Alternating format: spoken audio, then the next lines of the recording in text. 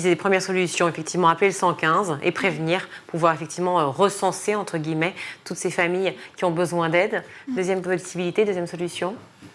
La solution, c'est l'un des axes en tout cas que nous on privilégie aussi à l'UNICEF, c'est un énorme travail en termes de déstigmatisation de la pauvreté, qui peut aussi venir des enseignants, qui peut aussi venir des parents.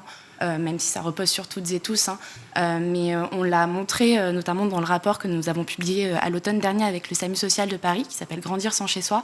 Le fait de se retrouver dans cette situation de très grande pauvreté peut entraîner un isolement par rapport aux enfants, enfin des enfants par rapport aux autres camarades. Et c'est vrai qu'il y a un discours aussi à avoir sur la non-responsabilité de ces enfants vis-à-vis de leur situation. Donc ça, c'est vraiment un axe qu'on privilégie aussi en plus des actions dont Maïder a parlé sur les questions de solidarité au niveau des écoles et des parents d'élèves. Mais c'est vraiment important aussi d'avoir ce discours-là sur le fait que les enfants ne sont pas responsables de la situation dans laquelle ils se trouvent, qu'en effet, leur grande pauvreté et le fait de se retrouver à la rue, dans des squats, dans des bidonvilles, peut avoir un impact sur leur scolarité, sur leur santé mentale aussi, et physique, bien évidemment.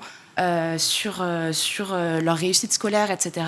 Et en fait, il y a vraiment des préjugés à déconstruire sur ces enfants-là.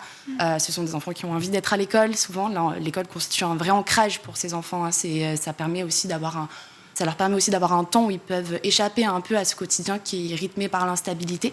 Ça leur permet également d'avoir un point de sociabilité, entre guillemets, qui est très importante pour ces enfants, parce que parfois les conditions d'habitation ne permettent pas de développer d'autres sociabilités à l'extérieur de l'école.